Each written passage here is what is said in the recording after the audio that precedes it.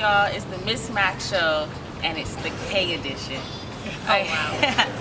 I have an inspiring entrepreneur with me, and today she's going to give us some advice, give us some wisdom on how she's grown and built two businesses of her own. So, Kay, tell me about yourself. What was it like? Where did you grow up at? I grew up in Jackson, Mississippi, born and raised. Mississippi, okay. Yes, deep south. I'm the youngest of three, so I have an older sister and an older brother. I'm the baby. Let's see, daughter of a Southern Baptist minister. How was that? So growing up PK kid. Well, you know how they say PKs are the worst kids. Not true in my case. My dad didn't play that. Like he definitely walked it like he talked it. So I would say, whereas everybody was going to high school dances and things like that, I was going to church 7 days a week. Ooh. All day. Believe it or not, I had my first kiss at church. I mean, that's how deep it was. Like, where you gonna go? Like, that's why people talk about churches where they do a lot of their first things. High school dances were no, it just wasn't happening. No, I didn't. Wow. Was that hard for you? Was it strict? How did you feel about that? To believe it or not, I grew up lower middle class. I was, right at that cutoff from, poor and we got it like that. Yeah, I understand. Right at that break. So honestly, I really wasn't trying to go to prom. I was honestly trying to go to college, get out and see the world, and actually know that there's a better life than what Jackson. Because everybody I know that stayed in Jackson, and don't get me wrong, there's some people doing some great things, but a majority of the people I went to high school with basically had a lot of children, never left. And I was like, no. I'm not trying to live that life. So I was ready to go to college. I graduated high school early. So I graduated at 15, went to college. Hold up. How'd you do that? Hold up. You graduated at 15? I need to know the secret. My kids need to do that. Well, I always was enrolled in the AP classes, advanced courses, skipped the 11th grade, and there you go. I was out of there. Wow. Originally wanted to go to NYU, but my father, was like, no, 15, 16-year-old daughter of mine is going to New York. Right. So he pulled out a map and he basically said, you got, Tennessee, you can go to Jackson State, you got Alabama, Louisiana, wherever I can get to basically in a 3-hour car ride. And I was like, okay, well, Dillard University offered me a full scholarship, and so New Orleans is where I ended up. Okay, I see. That's wow. That's yeah. That was it. Young, black, smart, educated, intelligent. I love it. Well, it's a funny story because when I was in the 4th grade, I was invited to this space program. There was all these kids there when we were in Huntsville. There were all these kids there, right? And there were none that looked like me. There was no melanin in the place. I understand it. And the one thing, and they had been all kind of places, even in the 4th grade. Like they had traveled overseas and things like that. Yeah. The only thing that all of us had in common were that we were straight A students. So I equated being smart to being successful. So I was like, okay, you get smart, you get successful, you get rich, and you can go to Paris. In my 4th grade mind, that's how it worked out. So then the education was real big with my dad, and it became a real big thing with me. So my sister graduated from UCLA. Oh. My brother is a retired Army sergeant, so I hear that. Like that's all my dad's kids left. All my dad's kids left Mississippi. We all left. Ventured out. Yes, most of my cousins and stuff, they're still there. All of us left. We were like, oh yeah, we're getting out of here. Do you think like leaving your hometown, leaving like your base root, like helps you grow as a person? Definitely. It definitely helps you grow as a person. I mean, well, because they're just not right there. Okay. Even when I had my son Joe, my cousins and them had an advantage because they're there with my aunts and your grandparents and great grandparents. You got a whole village. Me, I was in the city. It's me. Yeah. If you can't pay a sitter, you're not going. Exactly. So you really you learn a lot of self-resilience. you learn how to kind of battle through things. And one thing for me, I guess I can be a little bit prideful. So being out on your own, you're not trying to come back. Yeah. You're not trying to come back. So whatever highs or lows, you just hope your parents instilled enough resilience in you to kind of like tough through it. So there's a lot of times when you're just you, because you refuse to call home. I'm not one of those. I don't want to call daddy. I don't want to call mama unless I really need you. I want to call you for advice, not help. So I'm that one, like, you know, yeah, I'm going to stitch myself up and we're going to figure it out. Do. Exactly. I like that. I like that. Independent woman. Yes, I wish I would have instilled more than my son. My son is definitely, Mom, what do I need to do next? How old is he? He's 19. 19. Oh. 19. University of Houston. No 19-year-old son. Oh, Okay. yeah. Okay. I'm old enough now. Okay. That shocked me. Yeah, But 19. I thought you were going to say like 10, 13. What you said, 19. No, 19. Okay. And I'll say, I had my son at 23. We kind of grew up together. Okay. Yeah, I must say, we definitely lived our best life together. So I what was learned it a like lot. being a young mom? Oh, very scary. Very scary. I think I would have been an entrepreneur like in my early 20s had I not had my son. Not to say that's a good thing or a bad thing. It was a fear thing. When you're responsible for something other than a pet, you know, you're responsible for their clothing, their well-being, their health insurance and things like that. You're just not trying to fly out there because if it doesn't work, guess what? It starts with you and it ends with you. Yeah. And you're responsible. If you take your responsibility seriously, you're responsible for this whole other life. So, yeah. A lot of people told me I should have started my businesses a long time ago. I did start them in my 30s, but in my 20s, I was like, no, you know. And then, being my upbringing from where I'm from, you get a good job. You got benefits. You work it till you die. Yeah. You know, Yeah. you bought your little house. Yep. You got a car. You know, You situated. you situated. That's good. Like Yeah. that's as high as we are taught to dream. I see. And then I kind of smashed that methodology, but it took me a while to actually get the courage to At do least that. you did it though. It's not about the timing. At least you got it done. At least. Right. You can Right. say And that. I was still pretty early. Yeah. You know, I had reached, six-figure salary before I was 30.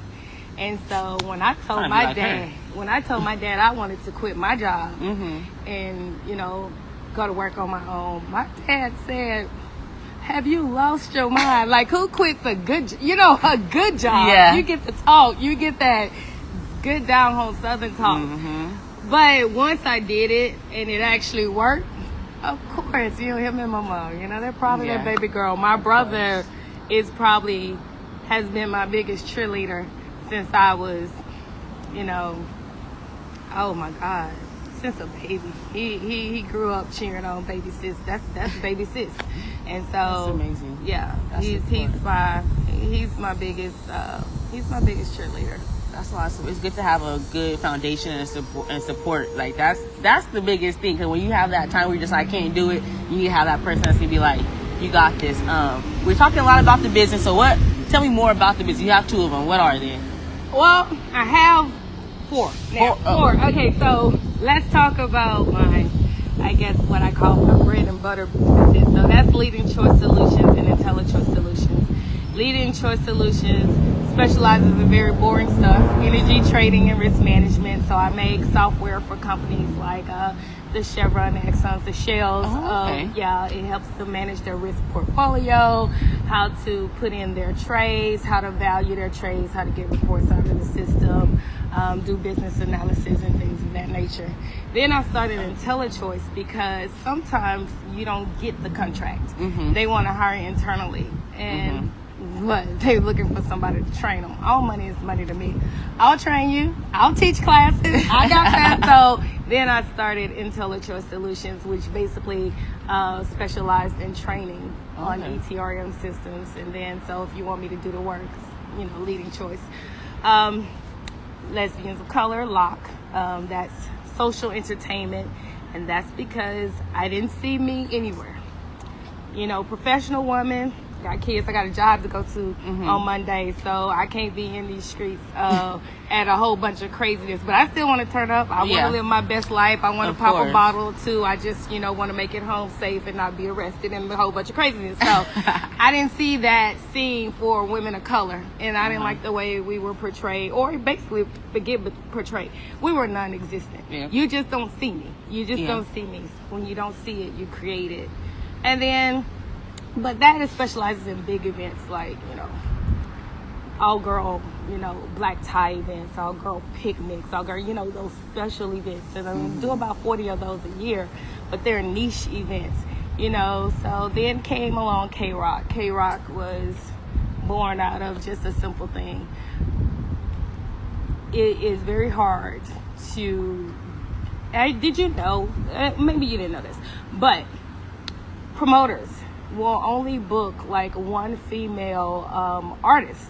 You know, if it's a concert, like if it's a bunch of guys, they book one female artist. Wow. That's it. You see that one female on the flyer. And that's it. So, and a lot of them, and a lot of people won't give you a place if you're just starting out to come bring your talents. Yeah.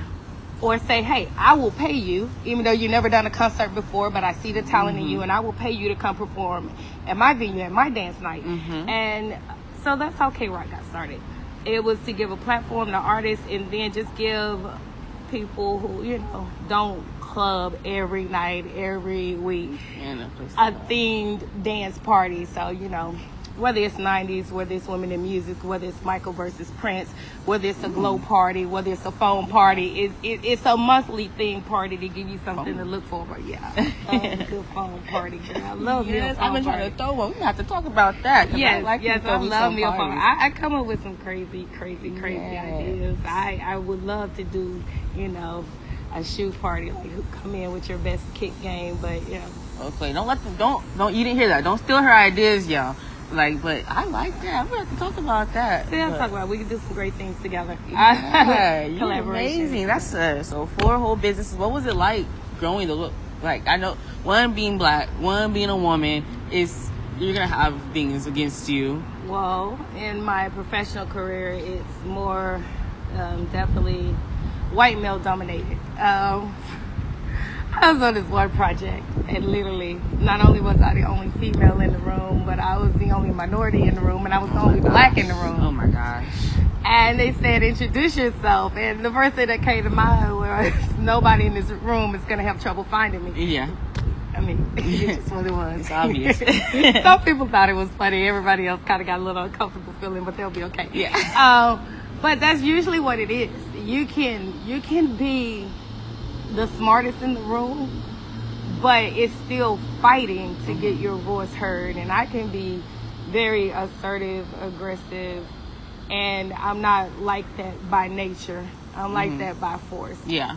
So, K at home, soft, tears. The boss K that's out in these streets, no. I leave her at the house, and I'll put on an armor, and it's one that you can't break, because at the end of the day, one thing that my parents did give me is the good self of who I was. So it doesn't matter what you tell me I am, and that goes for anybody. My dad could even say something to me right now. He raised a monster, girl. He can say something to me, but I know who I am, so you can't tell me who I am. You can't make me doubt myself. It's just not going to happen. On the entertainment side, I would say I basically found more obstacles over there than I did in my professional career, because in the professional side, at the end of the day, you know, they might not like you, but they like one other color more, green. So you're smartest, you're the brightest, you make the money, bam. You gotta respect you. You know, they might not like you, but they'll tolerate you. Yeah. On the entertainment side, I have just found it doesn't matter how much money you make, a venue owner or anything. It's very few spaces that will allow my clientele to come in there, and it doesn't matter how many successful portfolios. I mean, we've been featured in the Huffington Post, Houston Chronicle. It didn't matter. It's like fighting every time, and that is exhausting. And I tell my clients all the time, nobody really wants us in those spaces. But let me take the abuse. Y'all come in and have a good time. So let me create this positive environment for you, and that way it'll get a little easier. I see. I like that. I appreciate that. I definitely understand venues and all that, because we are trying to throw our events. So our you venues. know, and I mean, just oh my God, you could have all the money, like you can have all the money, and it still doesn't matter. Their venue literally could be sitting empty, and you like, look, I can roll 300 in here real quick. And it's still, they want this, that. It's all good till you say minority black women, and then you throw lesbian on top, and it's like, okay, all right, and then it's all the rules, the extra, but it's okay. We found some good venues to work with now. But in the beginning, it's not so. It's always that struggle, always that road. We just can't give up. That's the biggest thing. What has been your biggest inspiration through everything? My dad. My dad is my inspiration. My dad is the first man I ever loved. My dad was I really don't get people who say they're going to do something and then don't do it, or who really don't live up to what they say. Because everything my dad ever spoke, I guess he would rather die first than, not live up to that. So he was the epitome of just walking. Like, he wasn't perfect. He made mistakes, but, he owned up to it. He was just always there, always that steadying force, always solid. Never wavered. You always knew what you were getting. And so he inspired me, because he used to tell me, he was like, he was, again, it's my grandfather worked at a laundromat, but no harm, no foul. He was able to raise 5 kids, provided a house for my grandmother, and they went on to do things. But my dad was like, his cousins were going to college and nobody told him. So my dad is just graduating from high school, working a job, and everybody's going out to college. He said that's the last time. Because he was like, you call me to go to the club, you call me to do this, but you're not calling me when it's, for some important stuff. So that was the last time. And he was like, after that, it was him getting it. So he went on to graduate from Jackson State, an architect. He designed his first house that he bought for my mom. He designed it, yes. Retired after 40 years from Department of Transportation in Mississippi, designing highways and bridges. Wow. And so he's retired now, and now he has a huge house. Wow. Not the little house I grew up in. That's amazing. Amazing man made an amazing daughter. Yeah, so he's definitely my biggest inspiration.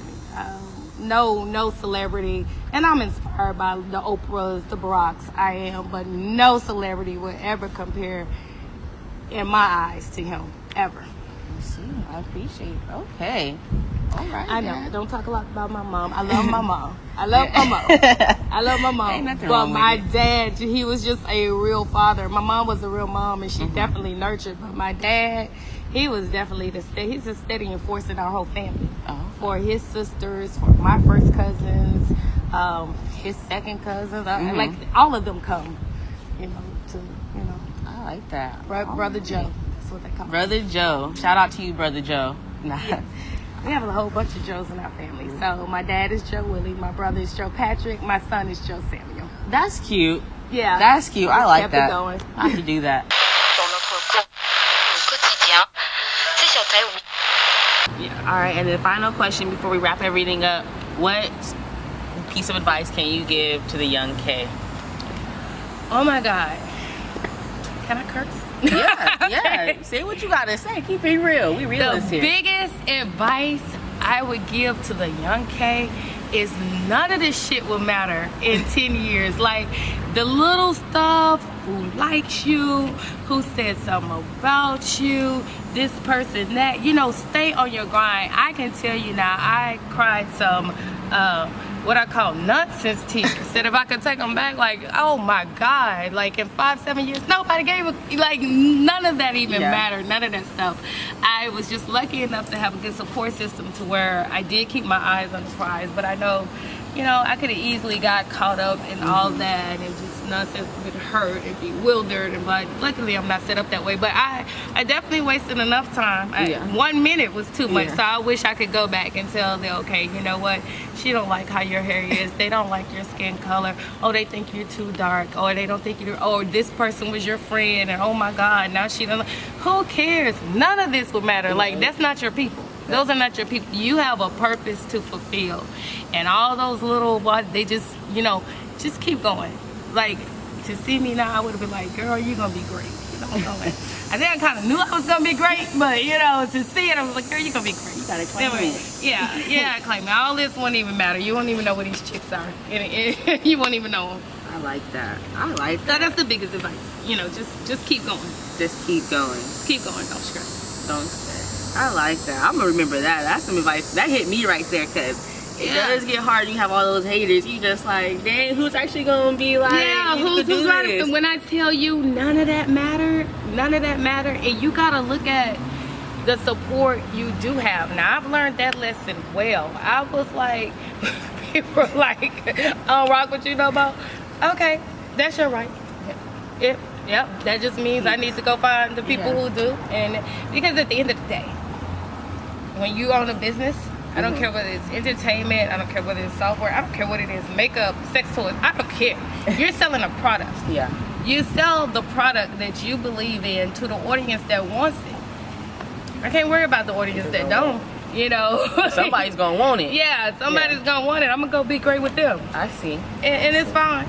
It's fine. Like, it is fine. And when I tell you, I think most people who wrote off block, I think at the beginning was 6 months, they won't be here. It's 6 years later, and some of those naysayers are probably some of the biggest ticket buyers. Definitely. I bet. That's There's a couple of them mad now, but wait, we'll see if they'll be back in another 5 years. It'll be fine. Right, you'll still be here. I'll still be here. And the great thing about it is I'm not attached to any of it. So I was like, the minute nobody finds need in my software, or nobody finds need in the events, guess what? I go do something else. Like, there's always the next thing. People are so tied that, oh my God, my identity is wrapped up in this. No, my identity is wrapped up in something so precious nobody can touch. The essence of who you are, nobody can touch that. Nobody can take away your thoughts. You know, that spiritual soul part of you. Feed it. This external, it changes, and you have no control over that. But this up in here, you feed it right. Yeah, that's all you. Nobody can. You don't have control over this. You don't have control over whether I'm happy or not. You might have control over, you know, whether you come see me or not, whether you smile at me or not, but that don't determine my happiness, and nor would I let it be. So I appreciate the love. I appreciate the thanks. I adore people who support me. Like, I truly adore them. Do I get wrapped up in it? No. When I come home, I kick the shoes off. I fry some catfish. I'm still Kay from Jackson, Mississippi. Amen. Always will be. Amen. Always will be. Yes. I like that. Well, y'all heard it from Kay herself. Thank you so much for those words of wisdom. Listeners, make sure y'all take that in. Be yourself. Stay true to yourself. And Miss Mac is out. K edition. I'm out.